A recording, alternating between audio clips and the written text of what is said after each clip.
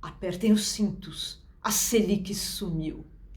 Sumiu é exagero. Comparado com outros países, alguns dos quais vêm até praticando juros negativos, uma taxa de 5,5% ao ano não é um mau negócio. No entanto, nossa mente estava habituada a uma taxa mais alta e, consequentemente, a retornos também mais altos nos produtos de renda fixa. Bom, primeiro disclaimer, eu não vou falar sobre produtos financeiros, eu deixo isso para vários colegas aqui do Valor Invest que são especialistas em finanças, diferentemente de mim. Meu negócio, como eu sempre digo, é tentar entender um pouquinho como é que a nossa cabeça funciona e, mais frequentemente, como ela não funciona tão bem assim. Então, vamos lá. Primeira coisa, comparado com outros países, comparado com quanto a Selic e, consequentemente, os rendimentos em renda fixa já foram no passado aqui no Brasil, estamos nos referindo aí a uma primeira possível ciladinha psicológica na hora da gente pensar sobre como aplicar o dinheiro. Estou falando de ancoragem, que é o nome técnico que a gente dá na área de psicologia econômica, economia comportamental, finanças comportamentais, para o seguinte funcionamento. Nossa mente não é capaz de avaliar magnitudes absolutas. Sempre precisa de um ponto de referência, de um parâmetro, de coordenadas, como se fosse um avião pousando no escuro numa pista desconhecida. Se não tivesse aquela iluminação lateral na pista, ele não saberia onde pousar. É mais ou menos assim que nós avaliamos também alternativas, opções, perspectivas. A gente tem que comparar uma com a outra. Aliás, o marketing deita e rola em cima dessa limitação que a gente tem, mas isso eu deixo para uma outra hora. Então, ancoragem é o primeiro problema que a gente tem que superar para conseguir pensar e escolher com critério o que fazer com os investimentos neste momento. Lembrando também que o mundo é muito dinâmico.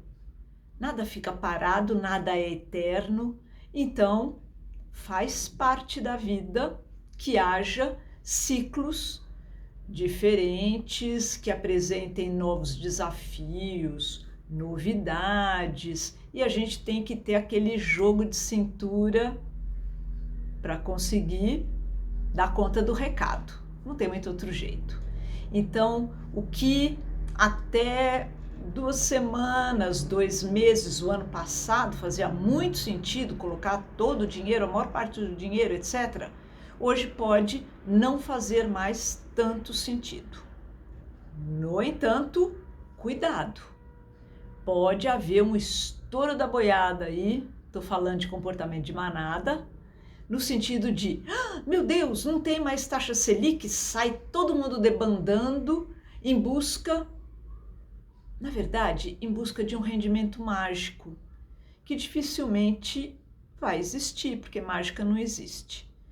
Mas fica aquela insatisfação, aquele incômodo, ai, eu acho que eu estou marcando toca, o que será que todo mundo está fazendo, porque eu quero ir fazer a mesma coisa, eles devem saber, eles têm o caminho das pedras, só eu que estou aqui de fora e não sei, e isso é um pensamento secreto, uma fantasia que a maior parte das pessoas tem. Os outros estão por dentro e eu não sei. E se eu bobear, eu vou perder aquele bonde. Aliás, em relação a isso, existe até essa expressão que está ficando famosa. Em inglês é o FOMO, que são as iniciais para Fear of Missing Out, FOMO. que é o medo de perder uma oportunidade, o medo de ficar de fora, o medo de ser excluído. Uma hora a gente também pode conversar sobre de onde vem este medo de ser excluído. A psicanálise tem coisas muito interessantes para dizer sobre isso. Fica para outra também. Mas aqui nós estamos falando dessa preocupação que as coisas novas trazem para nós, que sempre preferimos o que é conhecido. É também o chamado viés de familiaridade. Nós sobrevivemos como espécie porque reencontramos situações, contextos, pessoas, animais, coisas que nós já tínhamos tido contato antes e não nos haviam aniquilado. Então fica muito forte essa tendência a buscar e permanecer no que é conhecido. Então, vejam como uma Selic mais baixa impõe estas exigências profundas de repensar, de reexaminar a carteira de investimentos e a própria maneira que nós vínhamos tendo de avaliar, de analisar e, no fim, de decidir. E a decisão frequentemente era: deixa na renda fixa. Pode ser que para muita gente ainda faça sentido, sim, deixar na renda fixa por enquanto. Isso precisa ser cuidadosamente calculado na ponta do lápis, em especial com relação à taxa de administração, porque aí sim o rendimento pode ser comido tristemente e com rapidez, né? Todo mês isso acontece. Os seus objetivos, o prazo que você pode e consegue esperar, a sua necessidade de liquidez, enfim, todos aqueles fatores precisam ser levados em consideração. Se você achar complexo demais, chama o olhar externo, competente, confiável, com vieses diferentes dos seus, para ajudar um profissional de planejamento financeiro, de consultoria financeira. E essa pessoa vai poder dar uma mão na hora de você comparar, de analisar, até de conhecer mais produtos que você pode não conhecer tão bem ainda. Mas, do ponto de vista emocional, do ponto de vista psicológico, fique atento com a ancoragem. Não adianta ficar querendo aquele velho rendimento de pelo menos 1% ao mês. Até segunda ordem não está rolando naqueles moldes da renda fixa, que era estável, com risco baixo, etc, etc. É claro, renda variável pode dar muito mais do que isso e pode dar menos também, pode dar negativo. Então, aí você tem que ver se você tem apetite para viver numa incerteza maior do que a incerteza da renda fixa em muitos casos, e quanto da sua renda, quanto do seu patrimônio você acha prudente você alocar na renda variável. Talvez, aqui eu vou dar um pitaco, acho que tudo não, né? Vovó já dizia, não coloque todos os ovos na mesma cesta.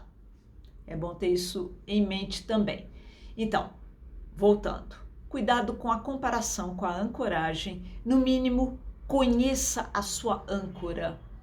Qual é o seu parâmetro? O que está gritando aqui na sua cabeça? Não, esse não, esse não. Por quê? Por que não esse produto?